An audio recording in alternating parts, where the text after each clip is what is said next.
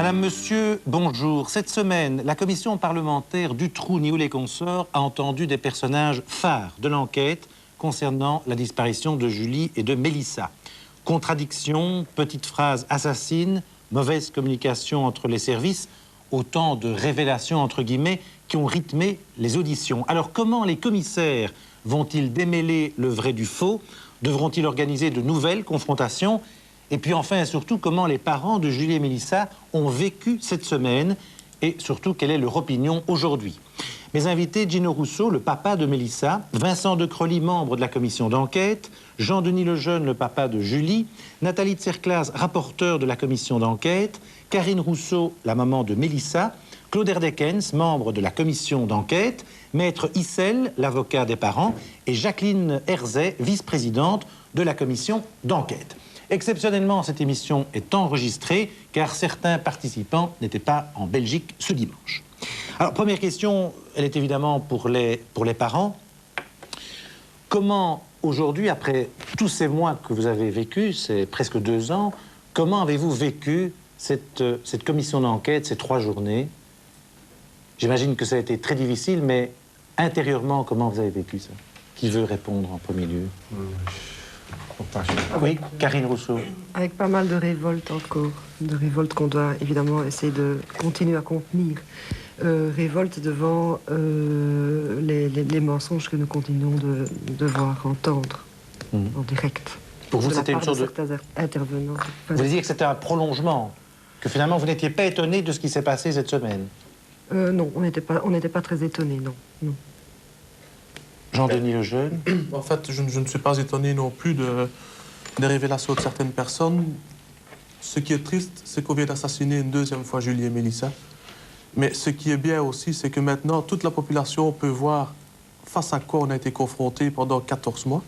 Donc face à l'ignorance, face à la susceptibilité et face peut-être à la gloriole de certaines personnes. Gino Rousseau. Je crois que la commission d'enquête parlementaire publique, c'est les parents qui l'ont demandé, il ne faut quand même pas l'oublier, et ça renforce un peu les déclarations, les dénonciations qu'on faisait il y a plus d'1 an d'ici. Donc pour nous, personnellement, la commission d'enquête ne nous apporte rien, nous donne uniquement une confirmation.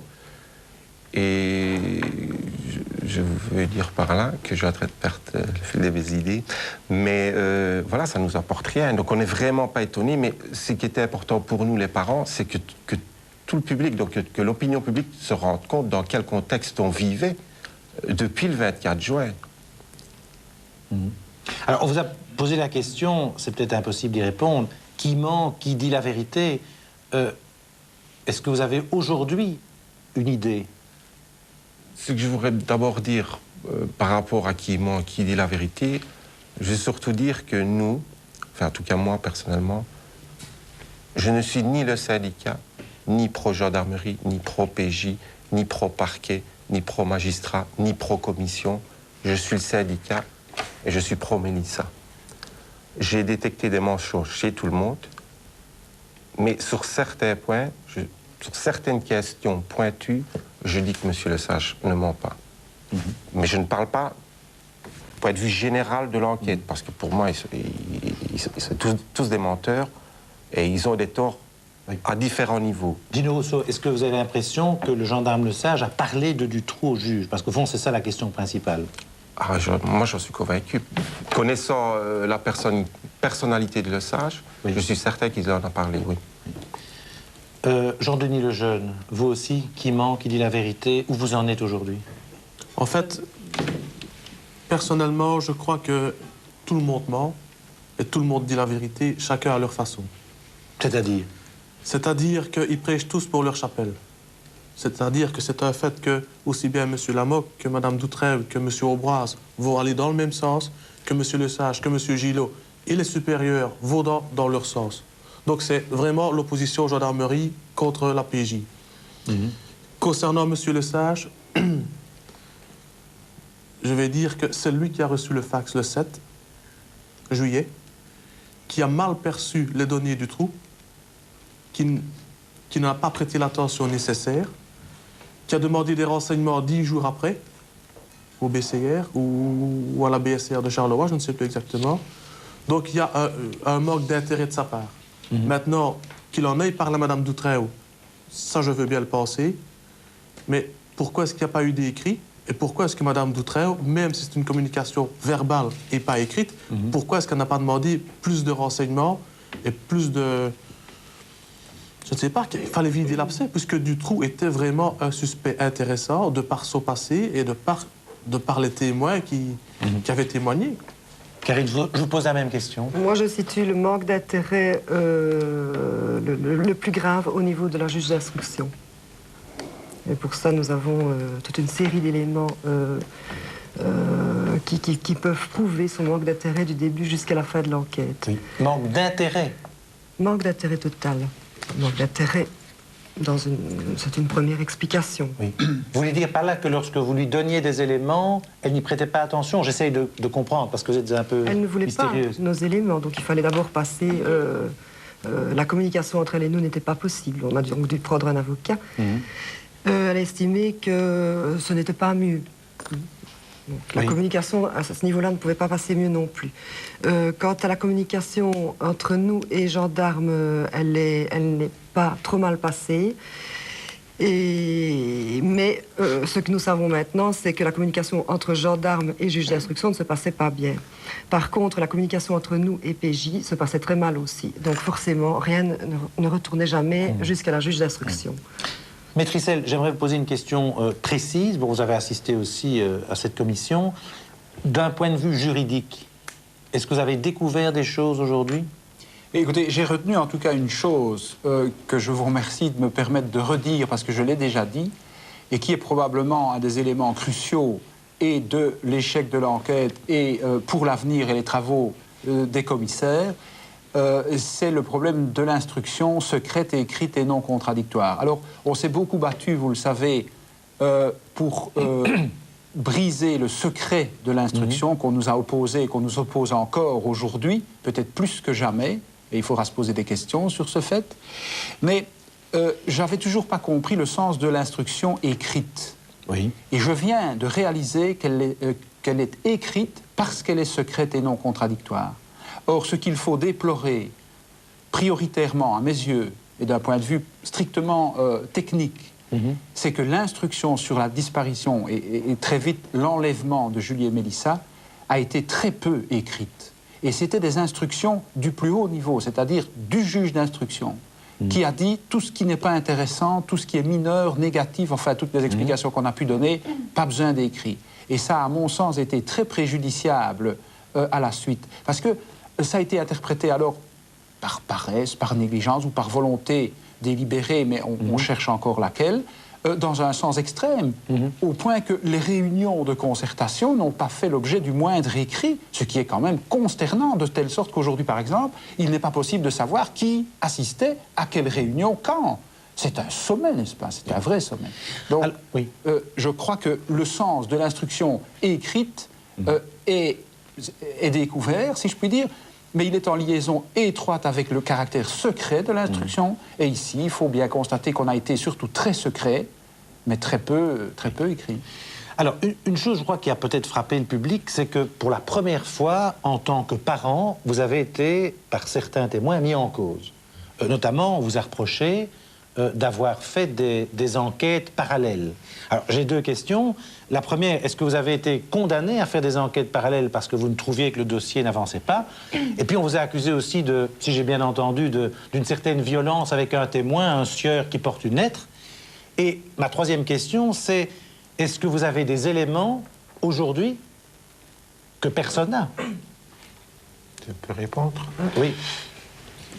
Par rapport aux attaques de Mme Doutreau, parce que les attaques viennent de Mme Doutreau, apparemment, elle doit se baser sur un procès verbal. Je suppose que, puisqu'elle est fort à cheval sur la loi, est fort sur les écrits, puisqu'elle s'en sert pour se défendre. Donc, ça vient d'un procès verbal, apparemment d'un suspect, qui dénonce les parents de l'avoir molesté.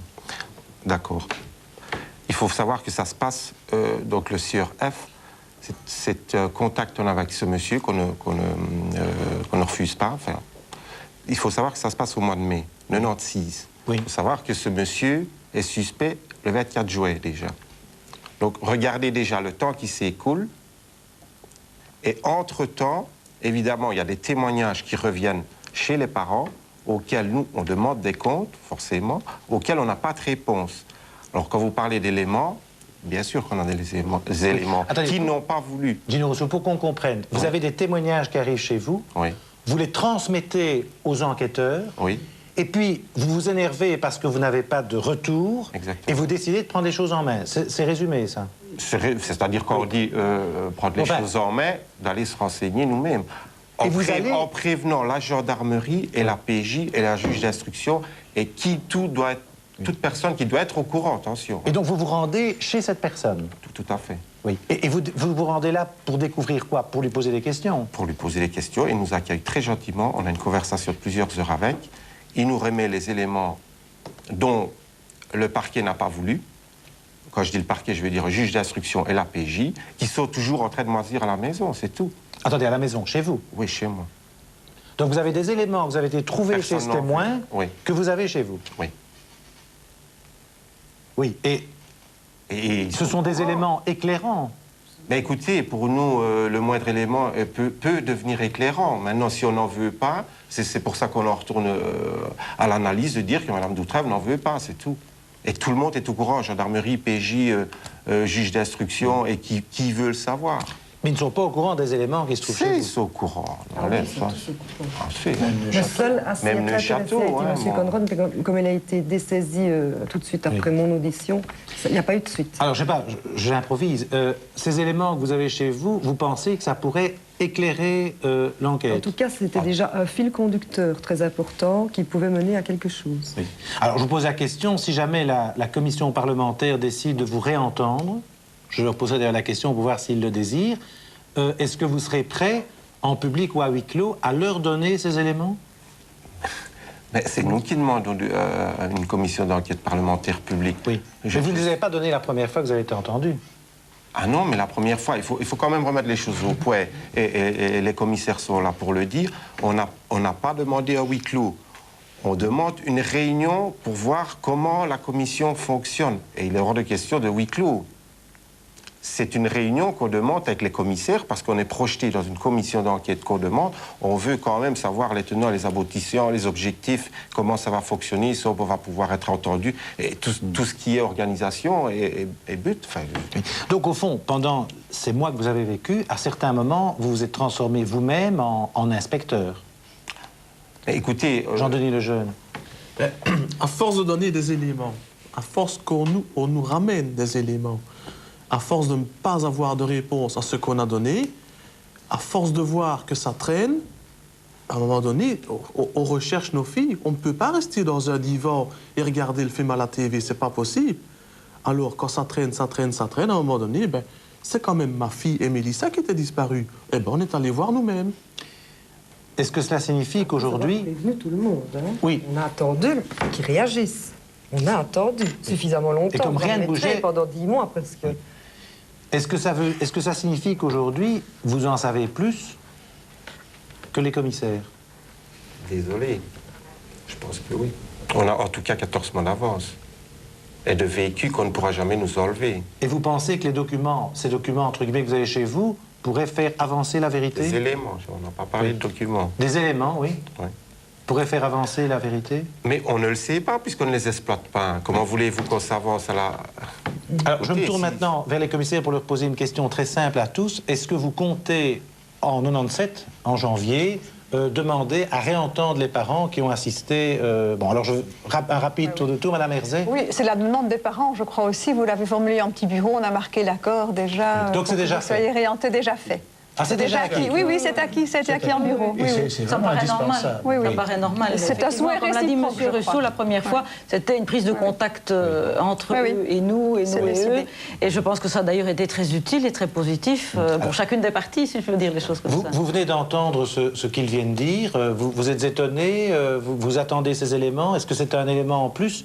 Comment réagissez-vous quand vous entendez que les parents étaient un peu obligés, parce qu'ils étaient sur des charbons ardents, à devoir faire leur enquête eux-mêmes? Mais moi, je les comprends. Si j'avais été à leur place, probablement, aurais-je fait exactement la même chose. J'ai aussi des enfants. Et quand vous voyez que l'enquête ne progresse pas et que vous n'avez pas de communication ni d'information en vertu du secret de l'instruction que l'on brandit en permanence, vous vous sentez obligé d'essayer de suppléer à ce que vous pensez pouvoir être des carences d'un dossier. Vous serez ravi, j'imagine, de connaître ces éléments qu'ils ont découverts chez ce témoin, tout à fait, tout à fait. F, c'est ça? Il y en a peut-être certains qu'on devra donner au huis clos, puisque c'est des choses qui ne sont pas exploitées. Donc, il ne faut pas non plus que... Je voulais ajouter à ce que M. Henriquez dit, qu'il nous comprend, mais en plus, c'est pas pour nous défendre que je dis ça, mais en plus, à cette époque, on a déjà constaté ce que tout le monde a pu constater hier, donc les graves dysfonctionnements et la non-communication qu'il y a entre tous les membres. Donc on est dans une crise de confiance totale. Là. Et malgré tout, on leur présente quand même tout ce qui nous arrive, à chacun d'entre eux, en espérant quand même qu'à un moment donné... Il n'y a pas de réaction, c'est Mais vous savez, Attendez, Madame Herzeg. je crois qu'il y a deux logiques qui sont affrontées. La logique légaliste des règlements, de la loi, et la logique du cœur qui était la vôtre. C'était vos enfants, vous aviez le droit de savoir. Et on attend comme du pain à ce moment-là des informations qui doivent venir de ceux qui savent. Et ils sont là pour donner, je crois. C'est ce que je voulais simplement dire. Tout à fait dans la foulée de ce que vient de dire Madame Herzeg, que la date n'est pas sans intérêt, mai 96.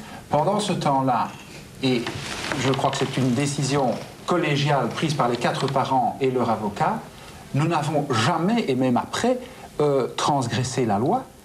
Et nous avons toujours, même parfois dû nous battre pour rester dans la légalité, mais nous y sommes toujours restés. Nous n'avons jamais fait qu'utiliser les moyens que la loi nous permettait d'utiliser, et sans succès, parce qu'il y avait une résistance. Donc c'était pas seulement un désintérêt ou une négligence, c'était une véritable résistance qui est aujourd'hui vaincue. Mais à quel prix? C'est parce que les petites ont été retrouvées et qu'on a connu le calvaire qu'elles ont vécu, que maintenant 300 000 personnes se sont déplacées à Bruxelles pour soutenir enfin les parents. Que diable ne nous ont-ils pas soutenus plus tôt? À ce moment-là, on aurait peut-être brisé cette résistance qui aurait obligé ces intervenants. Parce que la vraie confrontation qui a eu lieu la nuit dernière, elle n'était peut-être pas entre les différents intervenants de l'enquête. Elle était entre les 5 qui étaient là et nous 5 qui étions ici, unis contre des gens qui étaient divisés.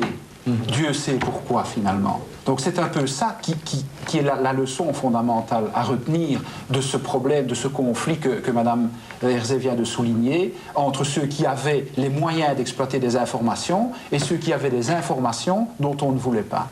Alors, Madame Tierclas, je vais poser la même question que j'ai posée aux parents, mais vous y répondrez comme vous le désirez. Vous êtes après tout membre de la commission. Qui ment, qui dit la vérité, tout le monde ment. Est-ce qu'aujourd'hui, vous avez déjà une idée ou vous attendez encore? Il y a un élément important dont nous devons tenir compte, c'est que toutes ces auditions, elles sont reprises sur un document écrit. Et donc chacun des acteurs qui se sont présentés devant nous l'autre soir aura à confirmer ce qu'il nous a dit par écrit et par une signature. Oui, ça changera quelque chose? On verra si chacun continue à confirmer ce qu'il a dit. Moi, j'ai pris acte de cette déclaration. En tant que commissaire de cette commission aujourd'hui, je pense que je manque d'éléments pour pouvoir véritablement démêler le vrai du faux. Je crois que les parents, eux, ils ont vécu avec les personnes que nous avons vues pendant longtemps et pendant plusieurs mois. Nous les avons découverts pour la première fois. Donc je dirais, c'est un peu comme ça. On les a pris, c'est la première fois dont on a pris connaissance de la réalité, de ce qui était Madame Doutré, qui était Monsieur Lesage, Monsieur Gillot, etc. Et donc, à ce stade-ci, bon, j'ai constaté qu'effectivement, chacun se renvoyait la balle et que c'était parole de l'un contre parole de l'autre. C'est terrifiant. Sous serment. Est-ce que c'est terrifiant pour vous d'entendre ça sous serment? Je trouve, oui. Tout à fait. Et donc, on devra le constater par écrit. Je crois que c'est un acte que nous devons attendre parce que c'est très important pour respecter la légalité de ce que nous faisons. Et puis, après, nous transmettrons à qui de droit par rapport à ça. Jean-Denis Lejeune et puis Monsieur... Moi, je trouve que c'est très grave que ces gens-là puissent jouer avec la vie des gens comme ils l'ont fait. Ce sont des gens qui sont grassement payés pour retrouver des gens. Et je regrette beaucoup. Ici, c'est comme si j'avais fait une partie de cartes. Ils n'ont pas cherché après les 2 petites filles. Ils ont joué entre eux. Ils ont essayé de régler, à mon avis, des problèmes entre eux. Et c'est ça qui est très grave, parce que ça peut arriver à n'importe qui, déjà dès demain. Et peut-être que ces mêmes gens auront une enquête à faire dès demain, le même genre d'enquête. Et c'est ça qui est très grave. Comment est-ce qu'ils vont mener leur enquête? Mais oui, des personnes qui sont si à cheval sur certains mots, éléments subjectifs, contradictoires, enfin, qui sont vraiment à cheval sur des mots, alors que dans leur audition, ils utilisent des mots comme jouer, des points. C'est consternant, quoi. Alors qu'ils sont si pointus au niveau des textes de loi, et à côté de ça, ils utilisent des mots comme un jeu, quoi. Il y en a qui comptent les points, qui l'ont compté ouvertement.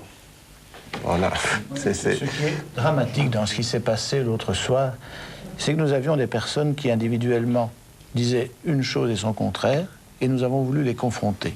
Pourquoi les confronter? Pour que la vérité apparaisse. Avec le poids, je dirais, du direct. Mais elle n'est pas apparue. Elle n'est pas apparue. Autrement dit, et là la Commission devra en tirer incontestablement une conclusion évidente, c'est qu'il y a plus que vraisemblablement quelqu'un qui ment.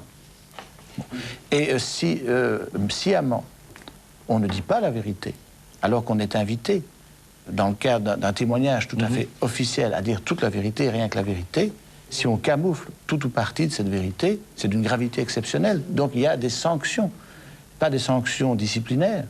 Je crois que la Commission n'aura pas d'autre choix que de transmettre le texte complet de ce qui a été dit et signé par les intéressés à la justice, en invitant la justice à ouvrir une instruction, à réentendre ces personnes, et certaines, à mon avis, devront répondre de leurs propos, de leur absence de propos, devant la justice. Madame Herzey, on a vu qu'à certains moments, certains commissaires, je dis pas sortaient de leur gond, mais commençaient à s'énerver.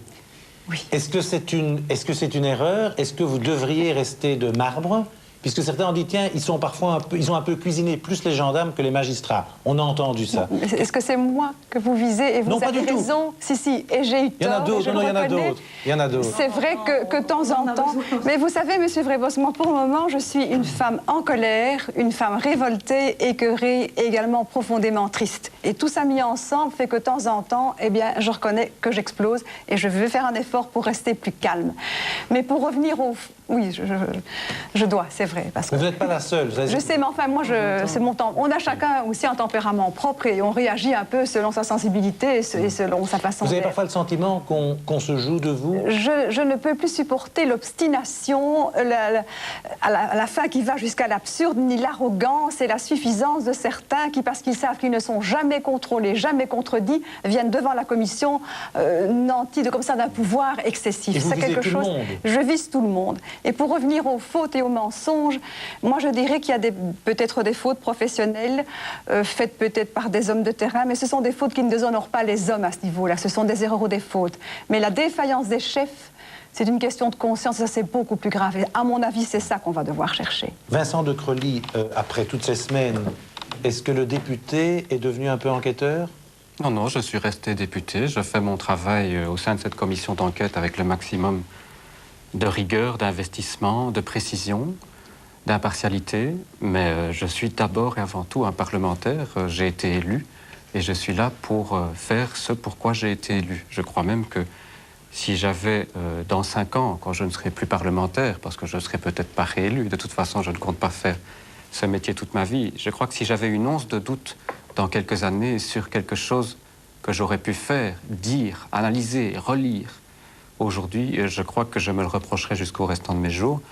Et je crois vraiment que le travail que nous faisons tous est un travail approfondi, où on envisage l'ensemble des hypothèses, contrairement à ce que malheureusement on doit bien constater aujourd'hui par rapport à ce qui s'est fait dans l'enquête Julie et Mélissa. Parfois de l'extérieur, est-ce qu'on ne cherche pas un peu à vous diviser? Ou bien est-ce que vous avez réussi, au-delà des partis, au-delà de vos idées, à vraiment être une commission parlementaire? Quel est votre sentiment? Moi, je pense qu'il y a un grand atout dans ce qui a été fait jusqu'à présent. Un énorme atout, c'est justement le caractère collectif de notre travail. Nous avons un grand atout par rapport à un magistrat instructeur, que nous ne sommes de toute façon pas. Nous avons les pouvoirs du magistrat instructeur, mais nous ne sommes pas un magistrat instructeur. Nous avons un grand avantage, c'est que nous sommes 16. Et ce caractère collectif de notre travail nous permet chacun, avec nos impulsions, nos intuitions, nos hypothèses, de confronter des points de vue qui peuvent être différents, mais qui enrichissent la teneur des interrogatoires auxquels nous procédons. Et de ce point de vue-là, je crois qu'il est très important d'être plusieurs et d'avoir des origines, des intuitions, des impressions différentes. Vincent de Creully, vos questions ne passent pas souvent inaperçues. J'ai besoin d'une question récente. Vous avez demandé, est-ce qu'il y a un rapport entre l'enquête Julie et Mélissa et l'affaire Coles?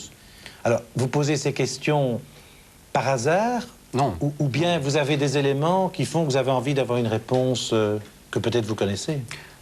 Je ne connais pas la réponse, mais je ne pose aucune question par hasard. Et d'ailleurs, j'en pose le minimum de façon à ne pas saturer le matériel. Alors pourquoi l'affaire Coles comme question? Je crois qu'il faut que nous envisagions toutes les hypothèses.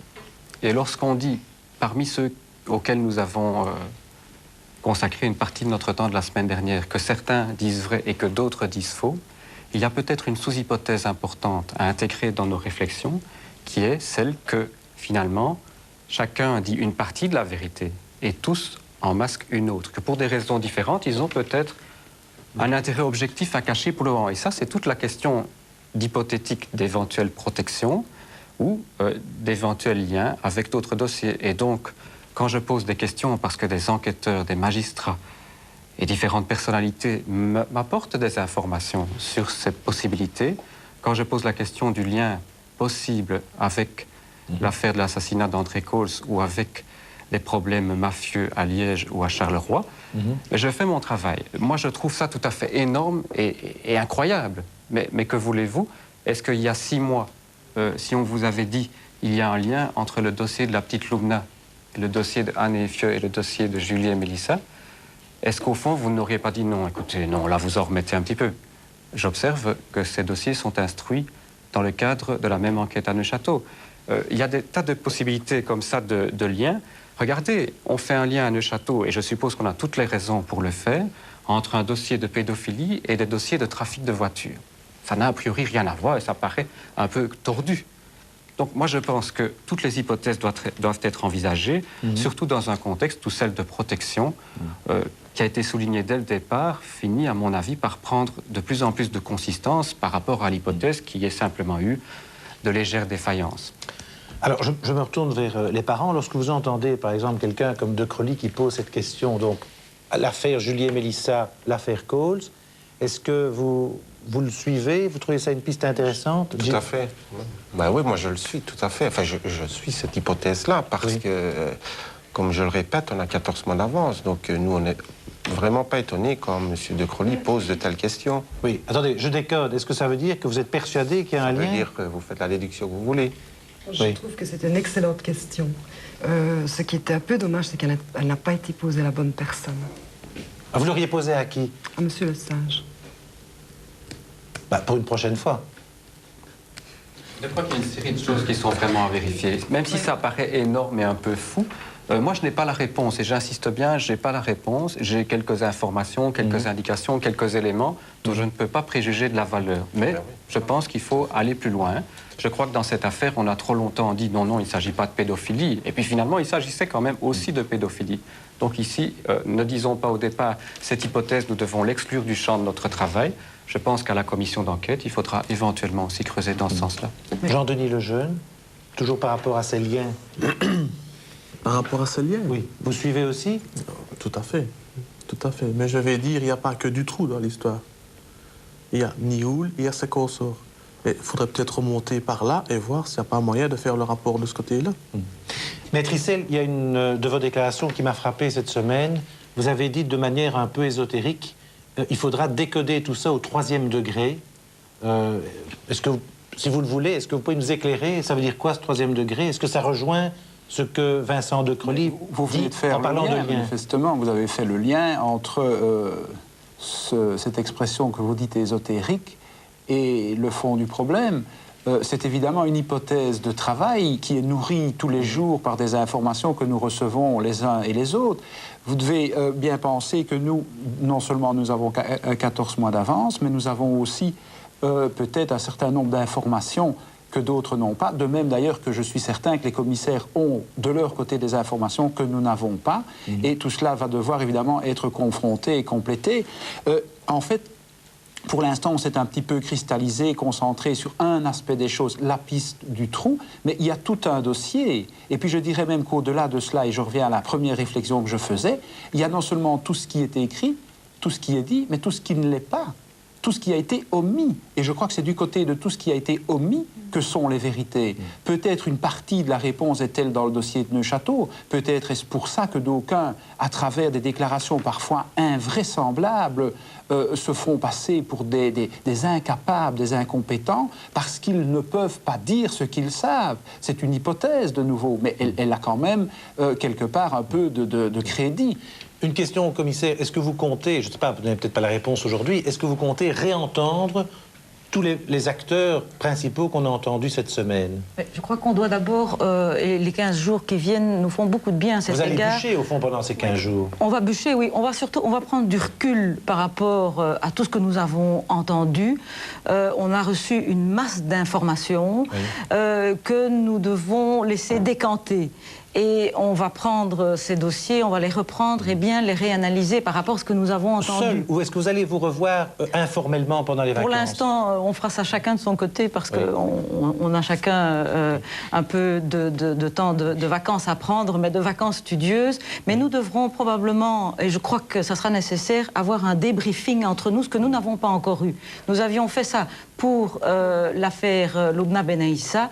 Nous ne l'avons pas encore fait et je crois qu'à ce stade-ci, on ferait bien de le faire pour pouvoir bien revoir toutes les pistes que nous avons à notre disposition. Parce que faire une enquête, c'est indaguer des pistes.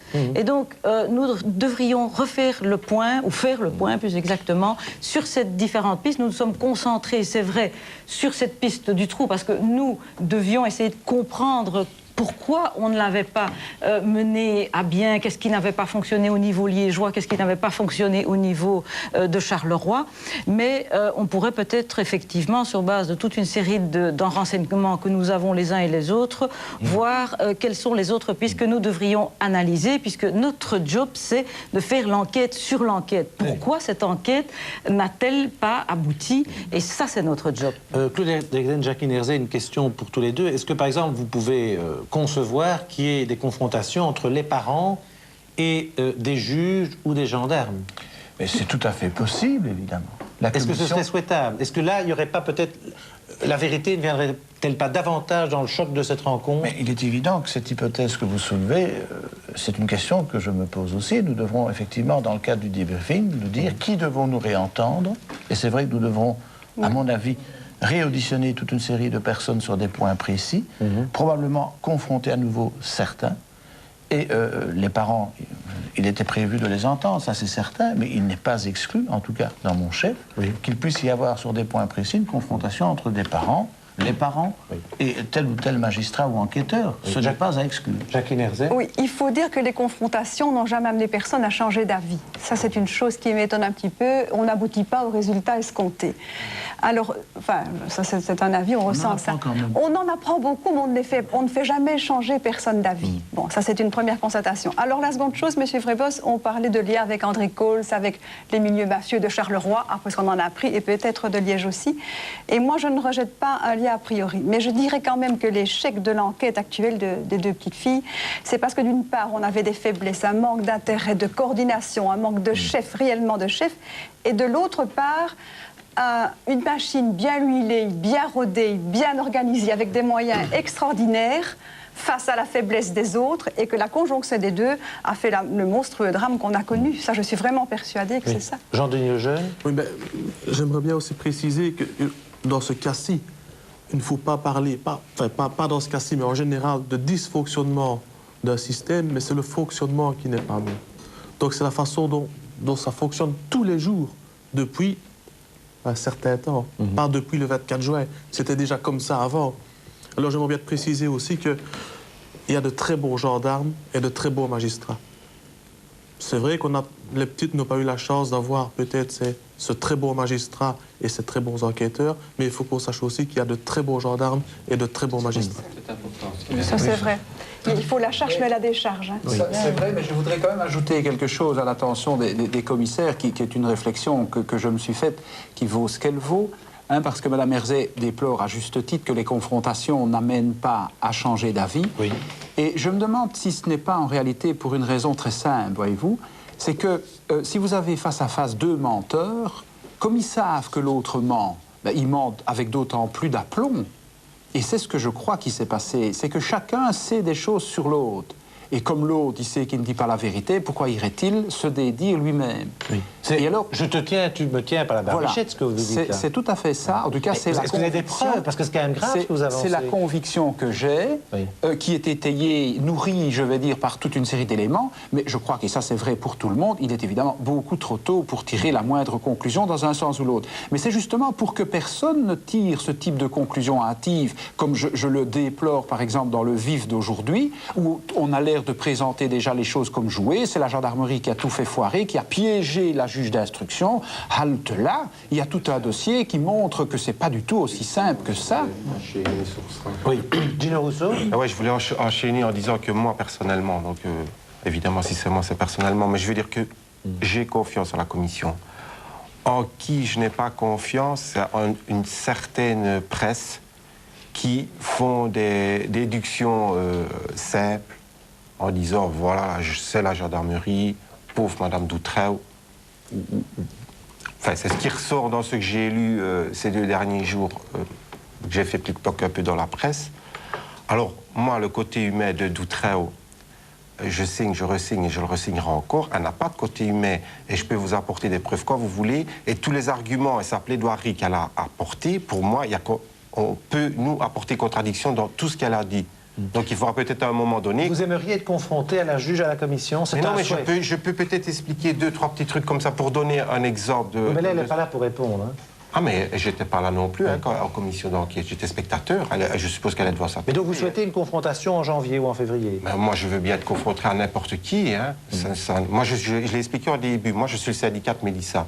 Je ne suis pro rien du tout. Et si je dois critiquer la commission, je le ferai. Et si je dois critiquer n'importe qui, moi, je reste le père de Mélissa. Et ce que je fais, ce n'est que être le père de Mélissa. Je ne fais rien de plus. Et je ne serai ni pro ceci, ni syndicat ceci. Non, moi, quand il y aura un truc qui ne m'ira pas, je le dirai. Et qu'est-ce que vous voulez dire, là? Je vais dire, par exemple, par rapport à Mme Doutreu, pour un petit peu casser son côté humain et son grand sourire qu'elle a amené devant la commission et son côté sûr d'elle, ce qui me dérange, je dois dire, parce que c'est un côté, un, qui ne me surprend pas, mais 2, qui n'est vraiment pas celui que nous, on a connu. Alors, quand on parle du secret de l'instruction, le côté caché, on dit toujours on ne donne pas un dossier aux parents parce qu'il y a des éléments dans le dossier qui peuvent détruire la famille, qui peuvent pousser les parents à faire des enquêtes parallèles. Par rapport à ça, je voudrais quand même signaler qu'il y a beaucoup de dénonciations qui transitent d'abord par les parents. Les parents le donnent à la gendarmerie ou à la PJ. Donc là, on a les noms, on a les adresses. Et de 1. 2, ce secret-là nous pousse plutôt, c'est le contraire, nous pousse à enquêter puisqu'on n'a rien. Mais cet aspect-là, on ne le cite jamais. Hein. On utilise toujours l'envers, mais je vais dire ou contraire. Donc par rapport au côté humain de Mme Doutreu, je vais quand même vous signaler le seul élément qu'on a eu du dossier. Alors je vais lire que quelques mots ou quelques passages du premier paragraphe, parce que je n'aurai jamais le courage de dire tout ça. Donc c'est une lettre. C'est un élément capital et c'est une piste de Mme Doutreu qui arrive au mois de mai et c'est une lettre qu'ils ont reçue depuis le 4 juillet. Voilà. Alors, je vais vous lire quelques passages. Donc, ça, c'est 4 juillet 95, oui. Donc, je suis dégoûté. Donc, c'est un monsieur qui écrit. Je suis dégoûté. Il parle d'une voiture bleu foncé. Il parle de 2 complices, Aziz et Robert. Alors, Robert avait un couteau. Je vous passe, parce que c'est trop dur, hein. Bon, ils ont tapé dessus, c'est-à-dire sur les fillettes. Alors, ils ont attaché sur l'établi, donc les fillettes, et mis toutes nues. Donc ça, c'est ce que Doutreu nous lit. Hein. Ce que le juge vous donne à vous? Oui, nous lit, parce qu'on ne peut pas avoir le papier. Hein. Oui. Elle nous lit ça. Elle vous lit cela, oui. Dans son bureau. À 5, on est à 5 dans son bureau. Voilà, c'est la seule chose qu'elle nous lit. Ils ont attaché sur l'établi, mis toutes nues. Robert avait le couteau. Et Aziz tapait sur une des filles avec une clé à molette pendant qu'il l'enculait. Alors, je ne vais pas lire le... J'ai vomi. Je ne lis pas le reste parce que c'est encore pire, le reste. Hein. Alors ça, c'est ce qu'on a eu du dossier. Hein. Alors, le côté humain, on repassera. Hein, parce que je ne connais pas une personne en Belgique qui serait capable de lire ça à 4 parents qui sont en état de faiblesse et qui sont en train de chercher leur enfant. Alors, le côté humain, ça repassera. Hein. Alors ça, je voudrais quand même remettre les choses au point. Dans la tête de certains journalistes qui se basent sur une plaidoirie préparée depuis 6 mois, et qu'on prend ça au bloc et qu'on remet ça sur la feuille, pauvre Mme Doutreu. Non, là, on repassera. Donc oui, ça, et alors, on ne nous dit pas que ce monsieur Farid, On se cache de nous dire, fait une faute dans son propre prénom. Mais ça, on ne nous le dit pas. Alors, on ne nous dit pas non plus qu'il n'y a pas beaucoup de fautes dans la lettre et que la syntaxe, c'est très simple. Mais ça, on se cache de nous le dire. On nous cache de nous dire aussi que ça ne tient pas debout. Au contraire, on nous dit, mais monsieur le jeune... On va à TF1 pour exploiter ce qui n'a aucun sens. Oui. Alors, côté humain, ça ne repasse pas. Ça, je veux absolument que les gens comprennent que Madame Doutrève est une machine. Et ça, je l'insiste, et ça ne sortira jamais de mon esprit, parce que ce qu'on a vécu avec Madame Doutrève, je pense que des séances sadomaso, c'est du même acabit. Une question peut-être que les téléspectateurs se sont posées en entendant les auditions, c'est au fond, à partir de quand un enquêteur a-t-il suffisamment d'indices objectifs ou positifs, je crois que j'ai entendu les deux termes, pour à un moment donné en prévenir soit le chef d'enquête, soit le juge. Alors, M. Erdekens, vous êtes un peu énervé en citant toute une série d'indices, Ben oui. en disant est-ce que c'est suffisant, est-ce que c'est suffisant. Alors, je ne sais pas, pour les téléspectateurs, est-ce qu'il y a une règle? Il n'y a pas de règle absolue, c'est une question de fait. Oui. Quand des faits vous sont présentés, mais il faut vérifier si ces faits peuvent avoir un lien avec la disparition de Julie et Mélissa. Et comme je l'ai expliqué, j'ai encore ici sous les yeux ce fameux fax du 7 juillet. Il y a 6 éléments dans ce fax. 6 éléments qui relient Julie et Mélissa à Dutroux. Et pour monsieur le sage, il n'y a qu'un élément qui est intéressant, c'est la condamnation. Parce Alors, que comment vous interprétez ça? et moi, ça me paraît... Sincèrement, je ne peux pas préjuger des conclusions de la commission, mais il y a un manque d'intérêt évident pour des informations capitales, essentielles. Il y a d'autre part le 10 août un rapport de Pettens. C'est un rapport qui contient 8 éléments complémentaires. Donc au total, il y a 14 éléments dans ces 2 documents qui relient Dutroux à Julie et Mélissa. Et on considère que ce n'est pas suffisant. Moi, je ne comprends pas. Monsieur de Crolly, parce que personne ne comprend ça, mais nous ne sommes pas des professionnels. Alors, mais vous il en faudrait quoi, un 15e? Mais bien sûr, moi j'ai parfois eu l'impression subjective en entendant cette partie-là des auditions, qu'au fond, si on avait pu dire à un moment donné dans un rapport de ce type-là, mais vous savez, il y a chez ceux Dutroux 2 petites filles dont l'une s'appelle Julie et l'autre Mélissa, moi j'ai l'impression subjective qu'on aurait peut-être eu en face de nous un gendarme ou un enquêteur quel qu'il soit, voire un magistrat, parce que nous avons aussi entendu des magistrats nous tenir ce genre de discours, et dire oui, mais vous savez, le lien n'était pas évident, on ne savait pas qu'il s'agissait de Julie le jeune et de Mélissa Rousseau.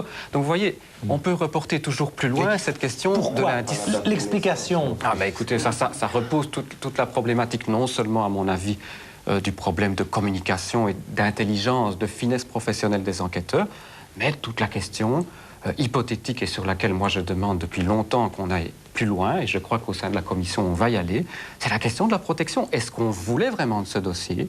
Est-ce qu'on voulait vraiment retrouver ces enfants? Est-ce qu'on voulait vraiment coincer Dutroux?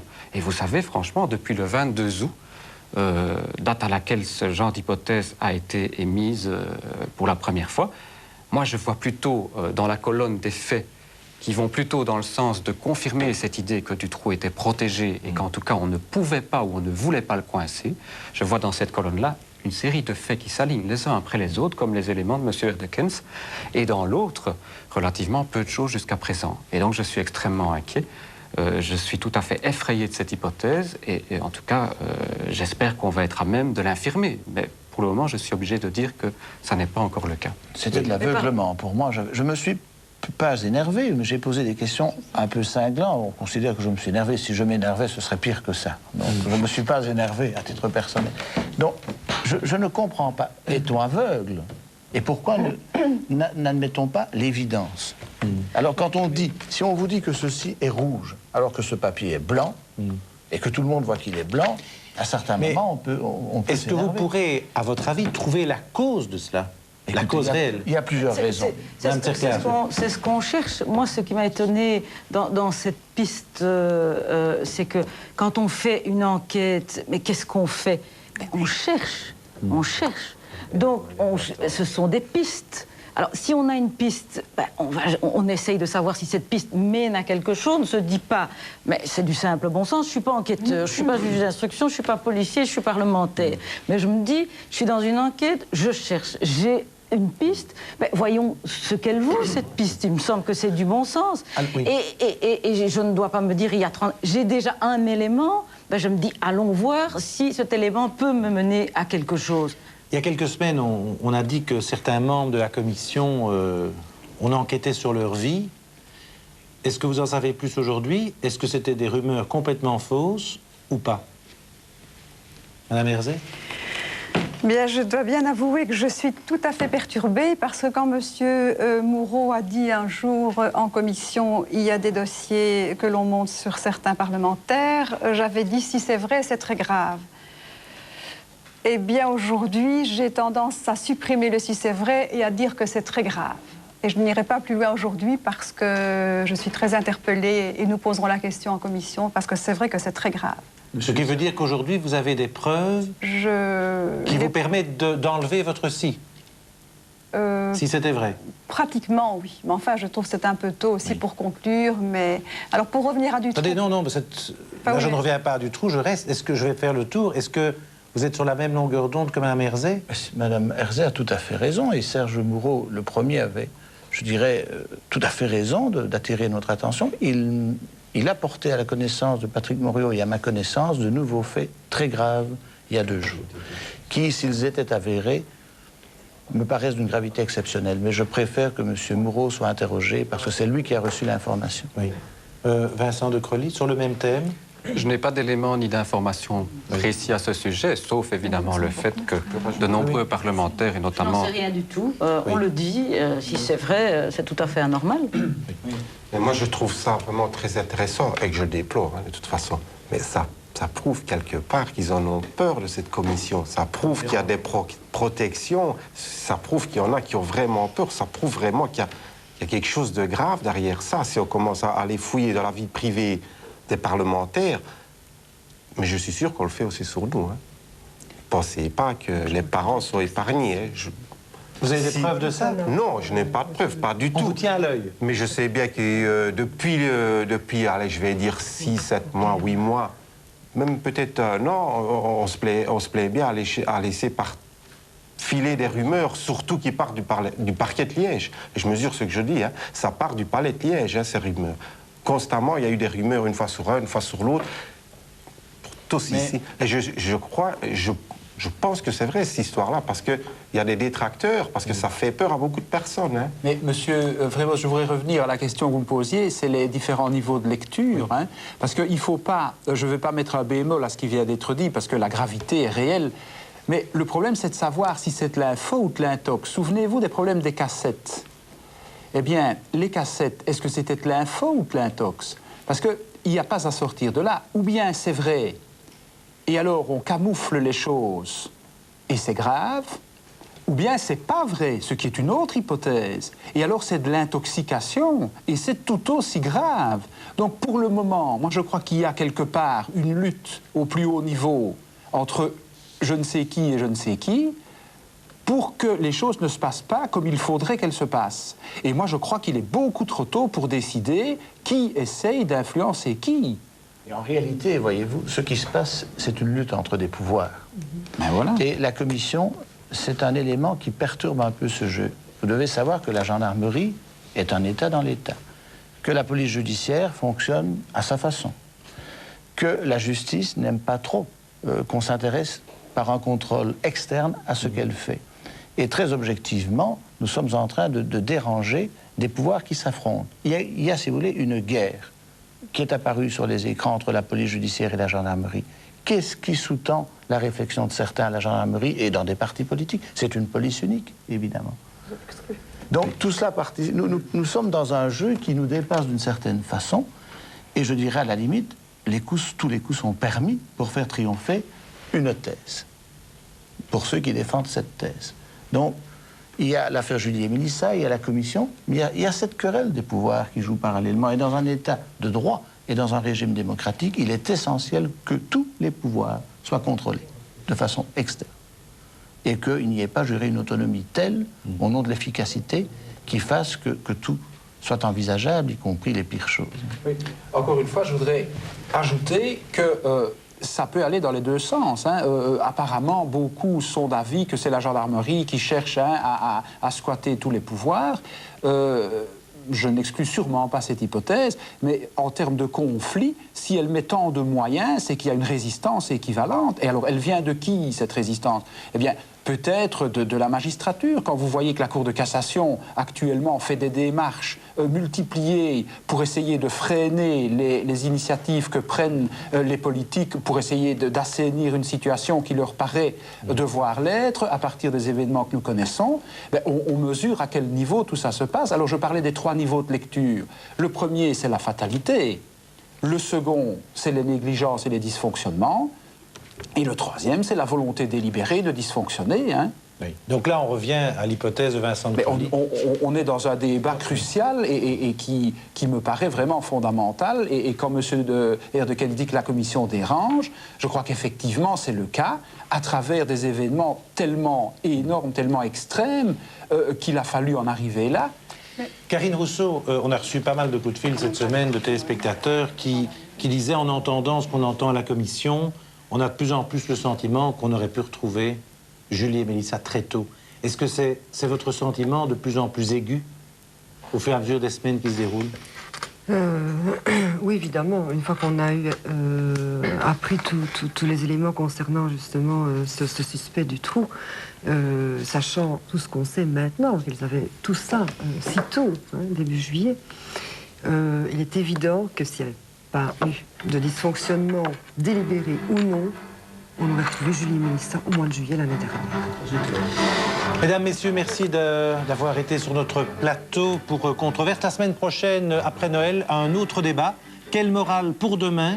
Avec notamment la présence du cardinal Danels, de Jacques Socher, d'Amélie Nothomb et d'Hervé Asquin. À dimanche prochain.